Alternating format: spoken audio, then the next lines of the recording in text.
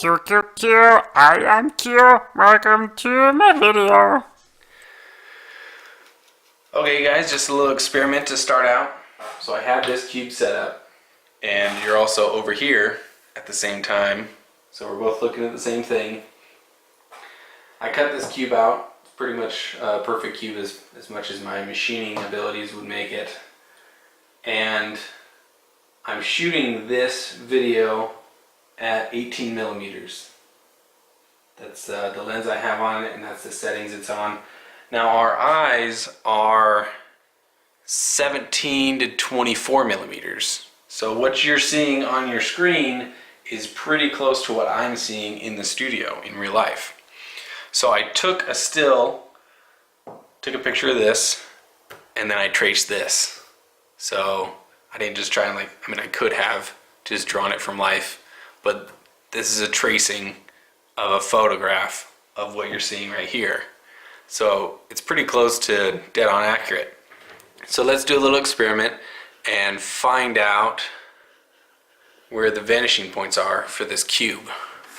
So I've got my horizon line up there. I'm just going to extend. I'm going to line up the best I can where I think these lines should go. And I'm going to take those back. So that's that one. That's that one. We'll try to do our best. It's really difficult over such a large distance to get an accurate reading of where that line is supposed to go. Right there, see that works out. Because a very slight movement here translates to a very large movement on this end, right? So do your best and see. Sometimes they don't always match up perfectly. Okay, so we have a vanishing point right there, and a vanishing point, you can't even see it. Let me slide you over. Way the freak over here. Here's your other vanishing point. And I have watched so many YouTube videos over the years and had so many lessons in my art classes on perspective, and not once has anybody told me that you should put your vanishing point off of the page. They just say, oh yeah, put it really far apart. No. Put it freaking far apart, okay? Watch this. This will blow your minds. Ready? If you measure this, this is almost 9 inches. It's 8 7/8, and your paper is 11, right? That's 81% more. On this side, to this vanishing point, it is 2 3/4. So 2 3/4 out of 11, that's 25%. That is 100% more, 105% more space than what your format is. 105% more. So when you're setting up your drawing, whatever paper you have to draw on, what you should do is take this, take another one, cut it in half, and put it on either side of your drawing. And that's how far apart your vanishing point should be. And then your drawing will be realistic. If you don't do that, you don't have to, but I'm just saying it's a good idea. Watch this. Let's, just for kicks and giggles, draw this same cube with vanishing points that are typically used at the edge of your one piece of paper, right? So if I'm going to just start by drawing this one line, and I'm going to extend that up there. And I'm going to extend that up to there. And I'm going to extend this one.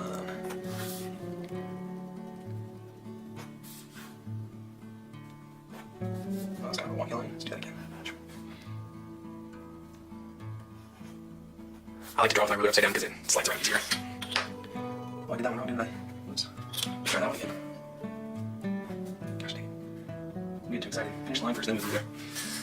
Alright, should we grab a Sharpie? Look how distorted. This cube is. It is so messed up. And so many people have been drawing this way for years and learning that perspective is done this way. That is so wrong. I mean, if there's nothing else around it, you're like, yeah, that's a cube, whatever. But look at how far off it is from what it should be. This is reality.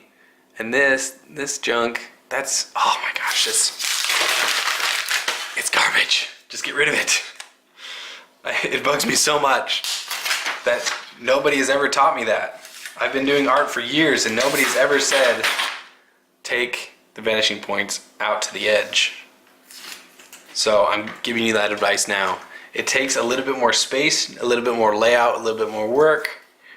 But if you're going to draw something realistically and the way you should see it and the way the world works and the way your eyes work, you should do what I just showed you.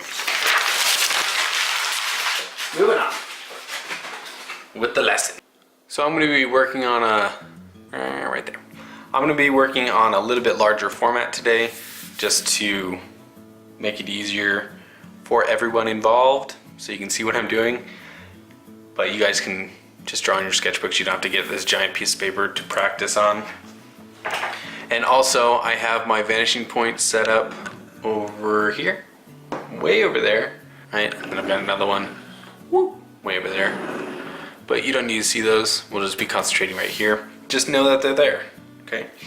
So the first thing we're gonna do is learn how to draw that cube in perspective and the rules involved for creating any object, really, okay?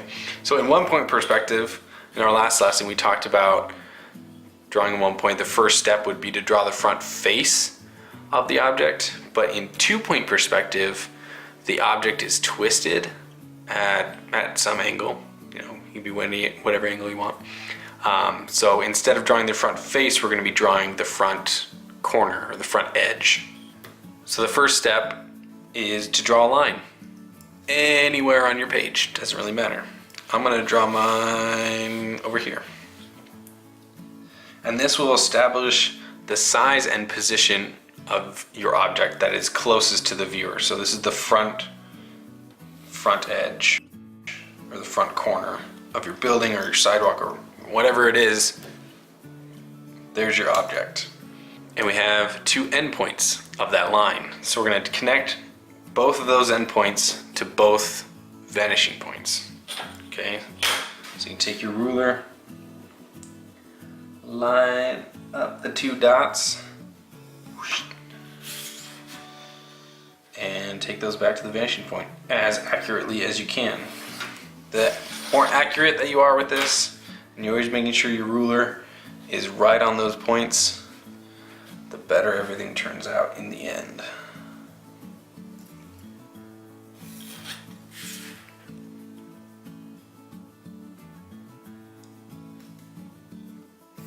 Okay, so that is step 2.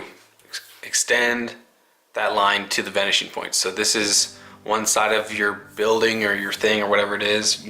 We're drawing a cube right now, and this is the other side. Now we need to establish the other sides, the back sides that you don't really see, and the top face of this object. So we're going to draw another vertical line. Now in perspective, when you're drawing vertical lines, make them perpendicular to your format, your piece of paper. Okay, don't have it kind of skewampus. If it's going to be straight up and down, then make it straight up and down. Okay, and there are methods to making this a perfect cube, because this is a foreshortened shape. So to be able to measure and say that that is equal to this height, then everything's perfect and the same, but it's all foreshortened. There are ways to do that. I'm not going to cover them in this video because they're kind of advanced. If you want to look up using measuring points and see if you can understand it, there's a lot of layout and a lot of extra work you have to go through just to make this a perfect square. So we're just going to guess. So I'm going to look at this and just say right there. Okay. So that established the depth of our object, how far back into space that's going to go. Then we're going to draw another one over here for this side. I'm trying to make it kind of a square. You don't have to, you can draw whatever shape you want, it's fine. Okay, so now we're going to take the endpoints of both of those and take them back to both vanishing points. Because we're going to draw through. Now when you're doing an actual solid object, you don't have to do all these lines. As you get more comfortable with the fundamentals of perspective, you can leave things out and not draw a lot that you're not going to see and just draw what you will see. But today we're going to draw through and make a construction drawing of this cube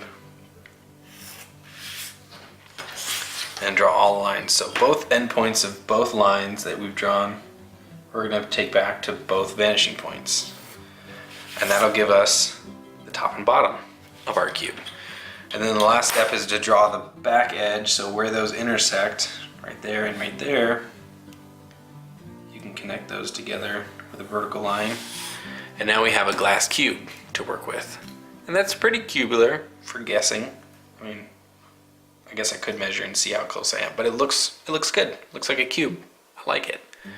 Okay, so now let's take this cube and we'll draw a circle on the side of it. Now we know how to draw an ellipse, that's a foreshortened circle, right? From in 1 point perspective, and this is pretty much the same except for one thing. The minor axis is going to be a little bit different, and I'll show you that. So first we need to establish the center of this face. And just to make it a little bit easier, I'm going to erase some of these lines in here just so we don't get confused and lost, because we're going to have a lot of lines in here. So we're just looking at this face here, just right there. Okay. So how do we find the center of something? You know, I know you know. Draw an X through it. To find the center of anything, any space, just draw an X through that space and it'll give you the center. Doesn't matter if it's foreshortened or not. Okay, and then you can use this X technique to find all kinds of stuff. Like if you wanted to divide this space up into 4 or 8 or 16 or whatever it is, now you have the center. You can draw a line through that, draw another X, draw a line through that, draw another X, X, X, X, X, X, and it split up that space into however many quadrants you want. So from here, we're going to put a plus in it just like we did in 1 point perspective. We need the vertical axes. So that's going to be major axis, straight up and down. And then our minor axis, it's not going to go straight across, it's going to go all the way to the vanishing point. So we connect the center of that X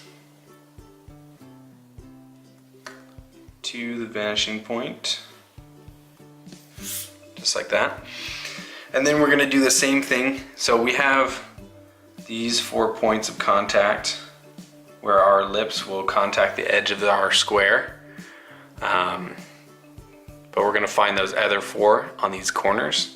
But I'm going to show you a little bit more accurate. Well, I'm not going to. No. In the 1 point perspective lesson, we divided this in half, and I said half again. That wasn't 100% accurate. What this space actually is 0.618. Do you remember that number? 1.618? It's the golden ratio. So you actually go 60% over. So it's a little bit closer to the center. Go 60% this way, that way, not 60% that way, okay? A little bit inside the halfway mark. So, and you don't have to draw this line either. You can kind of just eyeball it and make a little dot, and then eyeball halfway again, and then come a little bit inside of it. Okay, can you guys see that? You want to zoom in a little bit detail? Is that better? So we're gonna go just like that. That's about half. That's about half. And then we'll come 10% more inside.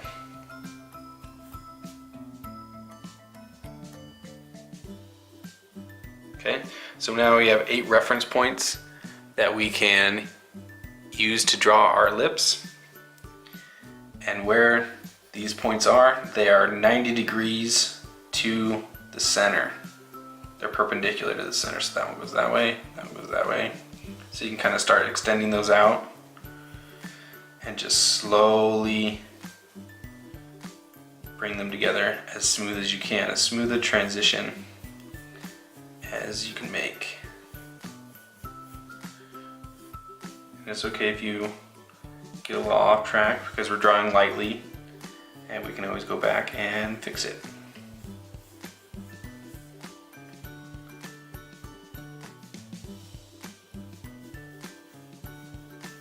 Just like that. See, now this corner feels a little bit sharp to me, so I'm going to go back and bring this line out more, make that transition a little bit smoother.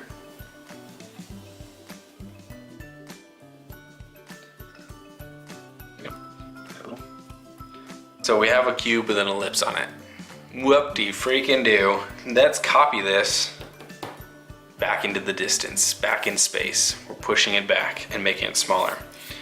So we have our center line. We've done that part already. Let's extend that all the way back, the rest of the way. You know what, before we do that, let's draw another ellipse on top of the cube. So this is a face that's going to both vanishing points. So how do we do that? First step, we're going to draw an X, just like before. Let me get my small ruler. Draw an X, draw an X. Okay, now we have our center point of that face. Now for our axes of our ellipse, we have to go to both vanishing points. So we're going to take this one this way, and this one will go this way. Okay, so now where those contact the edge of our square, those are our contact points. And then we have to do the same thing, we just connect those together to get our little diamond pattern, and then we're going to go 60%. Well, actually, if we want to go this way, you're going 40%. What is that? And about right there. Okay. This is a little bit trickier because it's super foreshortened, super squashed. So do your best to kind of guess at where those other points are going to go.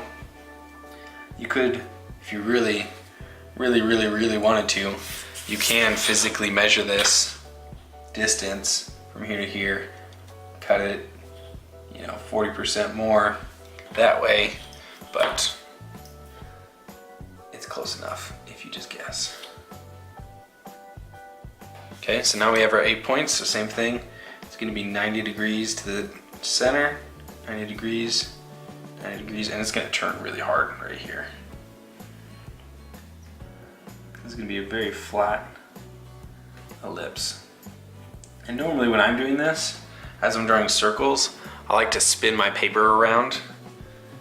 But with you guys watching, that's not really feasible, because I like to have my paper stay still for the camera. So it makes it a little bit trickier. More trickier to do, to draw circles, but I'll get through it for you guys. So there you go, both vanishing points, okay? Should we take this face and do it? Yeah, let's take this face. We're gonna take this piece here and copy it back, okay? So how do we do that? First, we need to copy that distance. We're gonna take this edge and this edge. We already have our established space, and we need to copy that again next to it, okay? And we already have our center line, and it's just like in 1 point perspective. You draw a center line through the piece that you're trying to copy.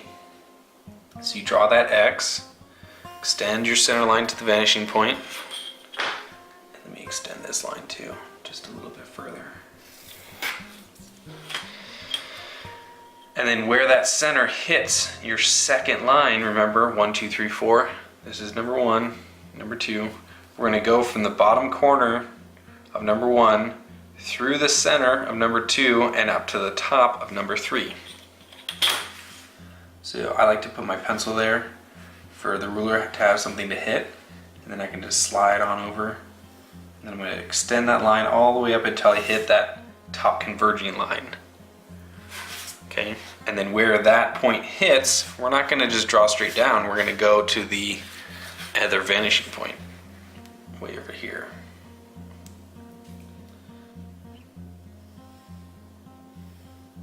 So we have another converging line.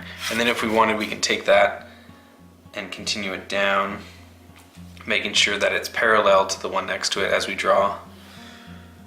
Okay, so we can continue that on. So now we'll go from the bottom of the second one through the center of the third one to get our fourth position.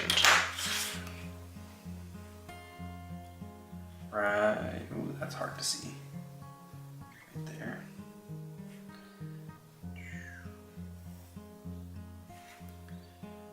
Right there. And we're going to take that position off to the vanishing point.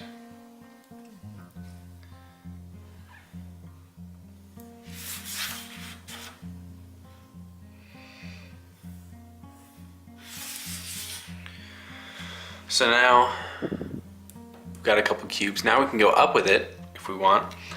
But if it's not a converging line, then it's not foreshortened. And if it's not foreshortened, then we can measure it. And I used to exclusively use the imperial system for measuring, but I've recently come around to using the metric system. I kind of like it now. So that's 7.4. Going up, because this line's not foreshortened, we can actually measure it on our paper. So to make another cube the same size, all we have to do is measure 7.4 centimeters and connect that to the vanishing point.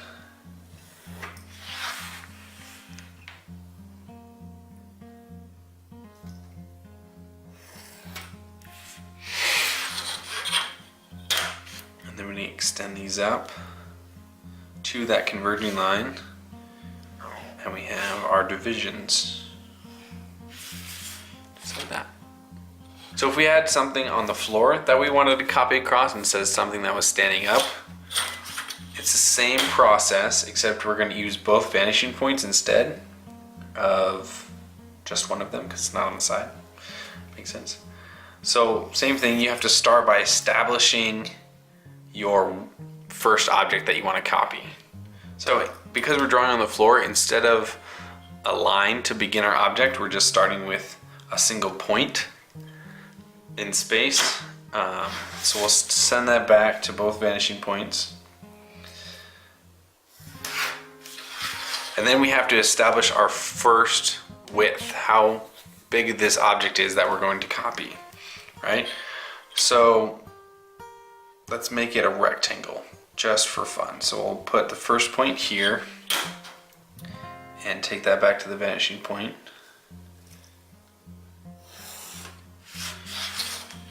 And we'll take this one and we'll make this one a little bit bigger. Just to show you that it works even when you're not using squares, okay?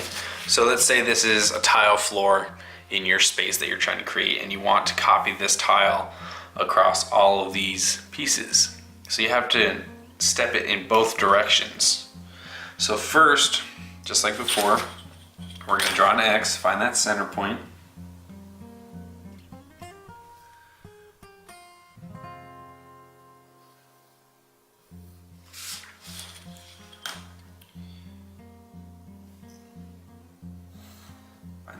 Find that center.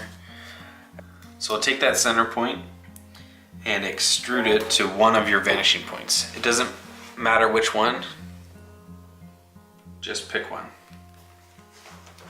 Okay, So we're gonna do the same thing. We're gonna copy this across back to that vanishing point by starting at the bottom of number 1 through the middle of number 2 and up to number 3.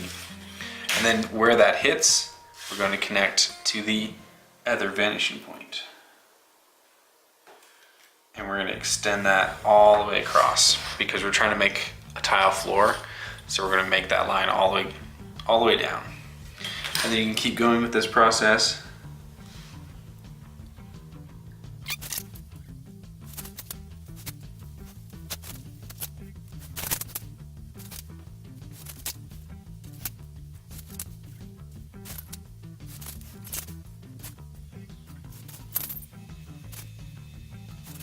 Okay, so that's good for now. Now, instead of doing all that over again, going this way, all we have to do is take this first X that we did and extend that out. So here's our first square right here, first rectangle, not square.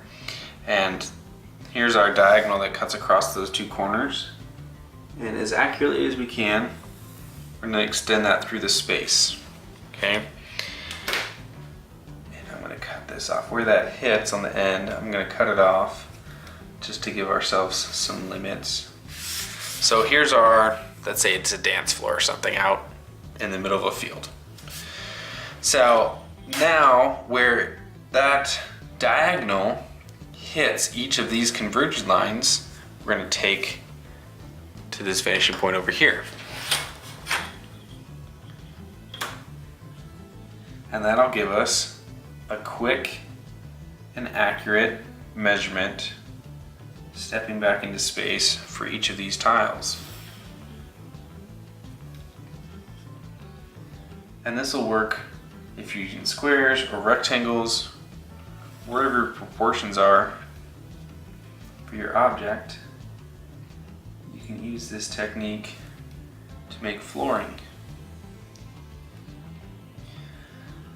This also works on the sides of your object, not just the floor of the space, except some of these lines would be vertical instead of going to the converging line. But you can still draw, if you're trying to make a panel with like a whole bunch of windows on it that are all the same size, like a skyscraper, you can draw a huge X through the whole building and break it up that way a lot faster than trying to step it in both directions.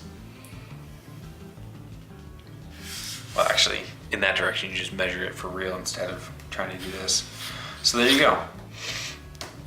This tile and this tile in real life are exactly the same size, but everything's foreshortened, so that's how you do that. If you have any questions about 2-point perspective, comment down there and I'll do my best to answer them. So just for fun, we're gonna show you how to draw a house out of this floor. So let's pretend that the corners of this space are the corners of our house, which would make these tiles just huge, unless this is a really tiny house. So we're gonna take the corners and extend those vertically.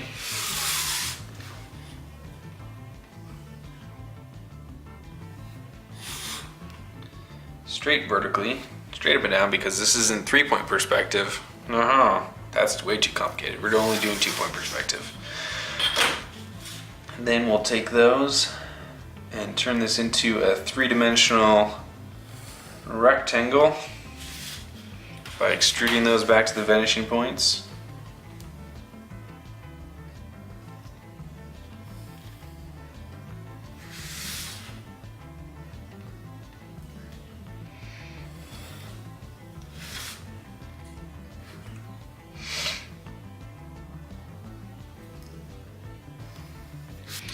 Okay, so we have the base for our house. Now let's put a roof on it. So for a roof on a house that is this shape, generally the ridge of the roof is going to be in the center. So we know how to do that. Let's draw an X through this to find the center. And We don't need to draw the whole X, we just need that tiny little X in the middle. And we're gonna extend that up as high as you want to. So a roof is measured by pitch, and it is some number over 12, and that's 12 inches.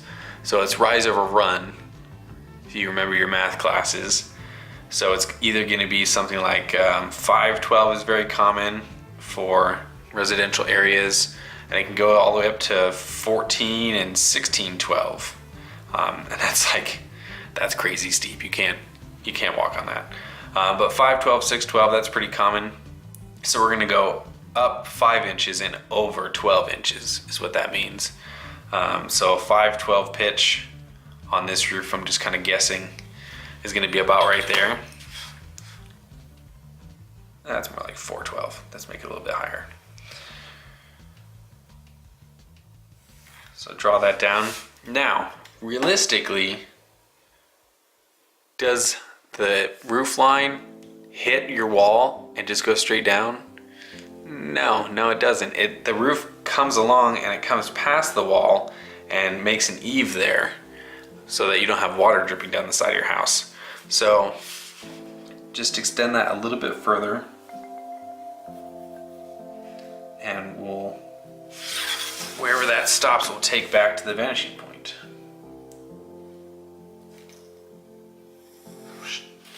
Just like that. And we'll take our ridge of our roof back to the vanishing point also. And then we'll go back down to the other side of our roof.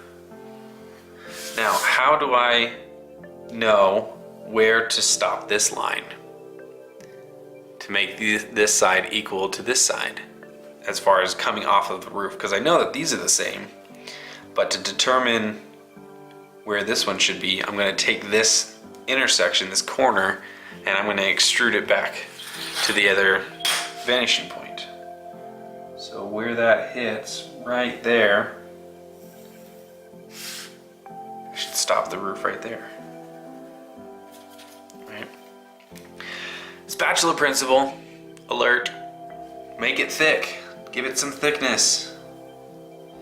You need to add your fascia board on there. Make it feel real. You don't have to, this is just a basic demo of how to draw a house.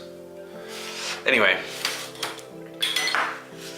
gotta draw this one in a little bit OCD. Okay, so we're gonna determine where the back edge of the roof is. Two ways to do this.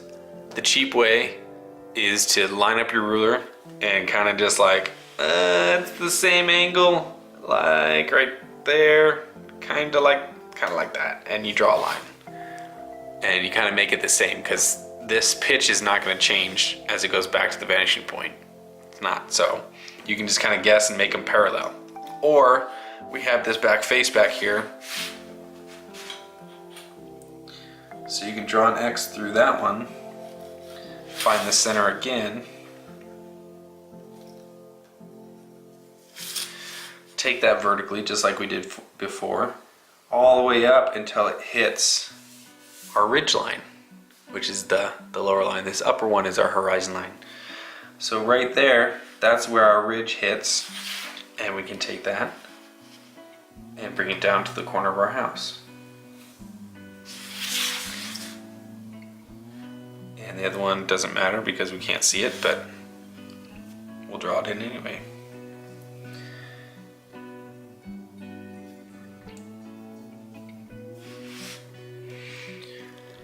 So there's your basic house construction. Then you can go through and add doors and windows and add texture to your roof. You can put on a chimney.